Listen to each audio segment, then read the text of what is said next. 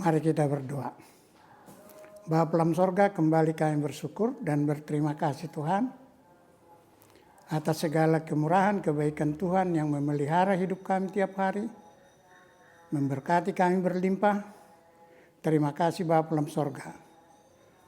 Bapa dalam sorga, kami mau mendengar firman-Mu dari Mazmur 124 ayat 1 sampai dengan 8. Berfirmanlah Engkau, kami telah siap mendengar.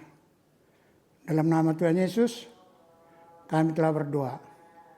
Amin. Saudara yang dikasihi Tuhan Yesus, nats renungan diambil dari Mazmur 124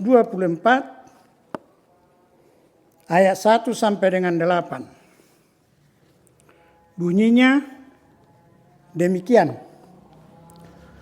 Terpujilah penolong Israel. Nyanyian ziarah Daud. Jikalau bukan Tuhan yang memihak kepada kita, biarlah Israel berkata demikian. Jikalau bukan Tuhan yang memihak kepada kita, ketika manusia bangkit melawan kita, maka mereka telah menelan kita hidup-hidup. Ketika amarah mereka menyala-nyala terhadap kita, maka air telah menghanyutkan kita dan sungai telah mengalir melingkupi diri kita. Maka telah mengalir melingkupi diri kita air yang meluap-luap itu. Terpujilah Tuhan yang tidak menyerahkan kita menjadi mangsa bagi gigi mereka. Jiwa kita terluput seperti burung dari jerat penangkap burung. Jerat itu telah putus dan kita pun terluput. Pertolongan kita adalah dalam nama Tuhan yang menjadikan langit dan bumi. Demikian firman Tuhan. Saudara yang dikasihi Tuhan Yesus. Tema renungan, Tuhan yang beranugerah. Saudara yang dikasihi Tuhan, Mazmur 124 ini dapat kita katakan adalah pengalaman hidup nyata dari Daud. Daud di dalam perjalanan hidupnya selalu menghadapi bahaya yang taruhannya nyawanya sendiri. Sebagaimana seorang gembala kambing domba yang harus melindungi gembalaannya dari ancaman binatang buas seperti singa dan beruang dan pemangsa-pemangsa lainnya. Saudaraku, Goliat menantang tentara Israel dengan mengatakan, "Berikanlah kepadaku seorang dari barisan Israel supaya kami berperang, seorang lawan seorang." Mendengar perkataan itu, Saul cemas dan seluruh orang Israel ketakutan. Dengan taruhannya yang kalah menjadi hamba bagi pemenang. 1 Samuel 17 ayat 9. Hal ini terdengar oleh Daud. Sehingga Daud memohon persetujuan Saul sebagai pemimpin Israel. Saul menjawab Daud dengan mengatakan, "Tidak mungkin engkau dapat melawan Goliat orang Filistin itu, di mana perawakannya tinggi besar, tingginya lebih kurang 6 hasta sejengkal. Sedangkan engkau masih muda.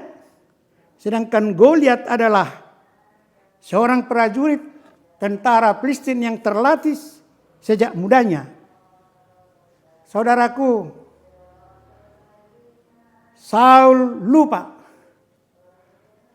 bahwa kemenangan bukanlah diukur dari tinggi besar orang atau canggihnya peralatan, tetapi diukur dari keberpihakan Tuhan.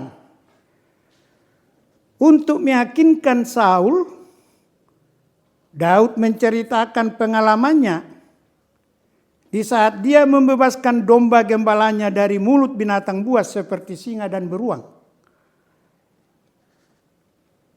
Ia mengatakan, karena Tuhan penolongnya, sehingga ia terbebas dari cakar singa dan beruang.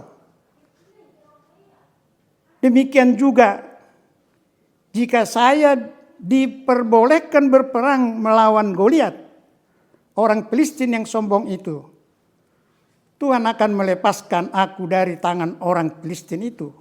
1 Samuel 17 ayat 37. Kemudian Saul mengizinkan Daud untuk melawan Goliat dengan mengatakan, "Pergilah, Tuhan menyertai engkau." Saudaraku, penyertaan Tuhan dalam hidup seseorang adalah sangat-sangat mutlak. Hal inilah yang terjadi dalam hidupnya Daud. Setiap mau bertindak, setiap mau melangkah, Daud selalu memohon petunjuk dari Tuhan. 1 Samuel 23 ayat 4. Saudaraku, bagaimana dengan kita, dengan saudara, dengan saya?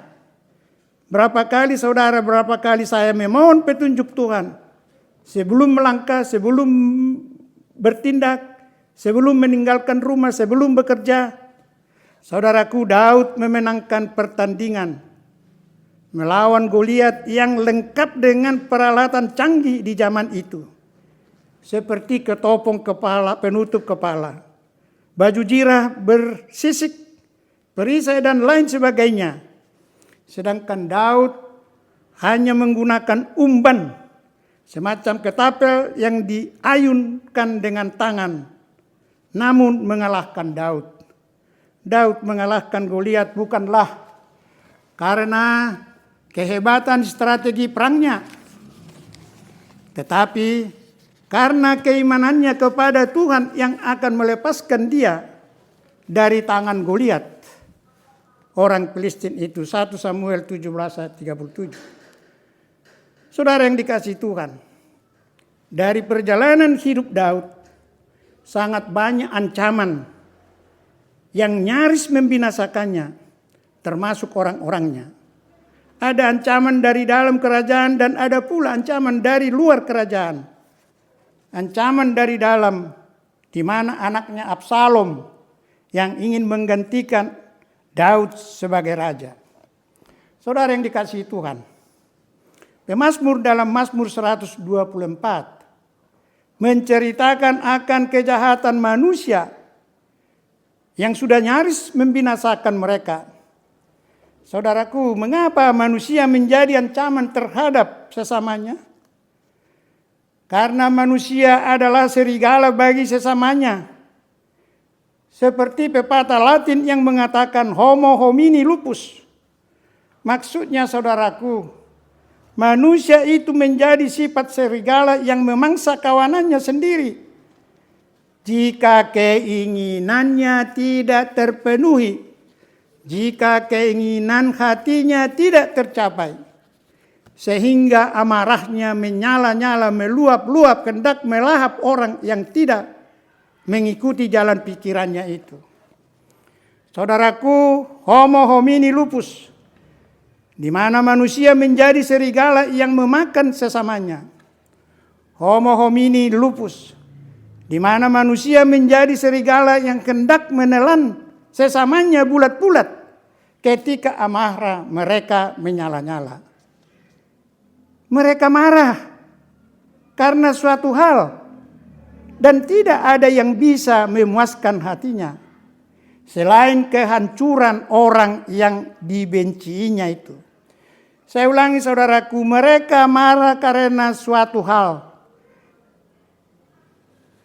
dan tidak ada yang bisa memuaskan hatinya selain kehancuran orang yang dibencinya.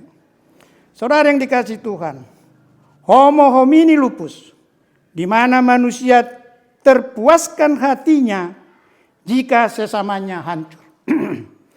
Untuk mencapai ini segala cara akan dilakukan dengan menciptakan jebakan melalui dusta dan tipu untuk meyakinkan yang dibenciinya itu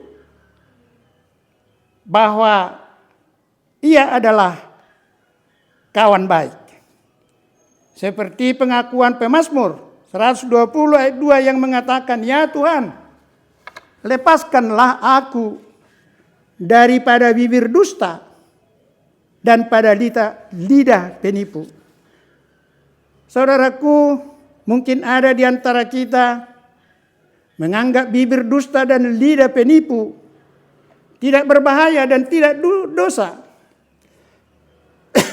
Saudaraku, tahukah saudara bagaimana jahatnya seseorang yang mengaku sahabat tapi dia niat mencelakakan? Mereka tersenyum, mereka merangkul, mereka memberikan hal-hal yang menyenangkan dan lain sebagainya. Tetapi mereka membuat hoak tentang diri yang mereka benci untuk mencelakakan. Saudaraku, apa kata pemazmur tentang dusta?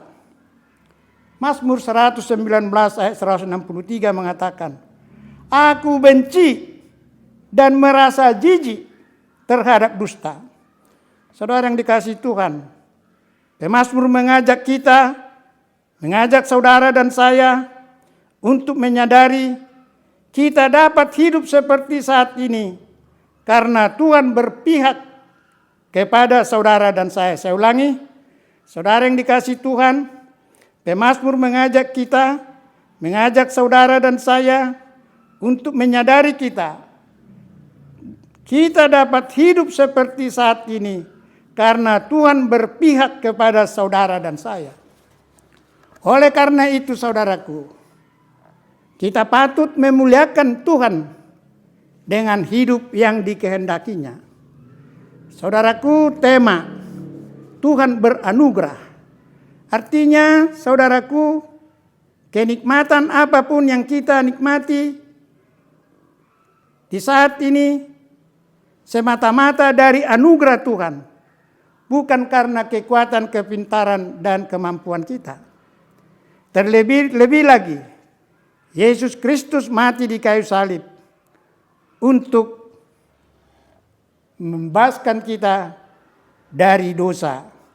Akhirnya saya mengajak kita untuk mengaku, jika bukan Tuhan yang berpihak kepada kita, kita tidak tahu apa jadinya hidup kita ini. Amin. Tuhan memberkati.